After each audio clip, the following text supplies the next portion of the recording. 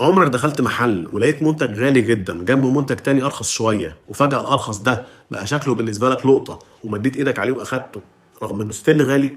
في دراسه اتعملت في جامعه MIT عرضوا على مجموعه من الناس منتج سعره $100. معظم الناس قالت المنتج ده غالي شويه، وبعدين جابوا نفس المنتج بنفس السعر لكن حطوه جنب منتج تاني سعره $250، والنتيجه ان معظم الناس اشتروا ال $100 وقالوا كده حلو، سعره معقول شويه، مع انه هو نفس المنتج اللي كانوا لسه من شويه شايفينه غالي.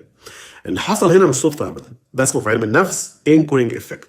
يعني اول رقم انت بتشوفه بيتزرع في دماغك كمرجع، وكل حاجه بعده بتقاس عليه تلقائيا. طب ليه بيحصل ده؟ علشان دماغك ما بتحسبش فعليا، دماغك بتقارن اول سعر بتشوفه وبيكون هو المقياس، واي سعر يجي بعده بيتحط في الميزان ده.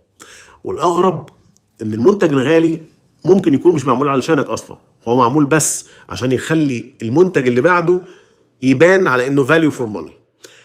واوقات بتلاقيهم سايبين منتج ضعيف جدا على الرف علشان اللي جنبه يبان انضف واحسن فتشتريه.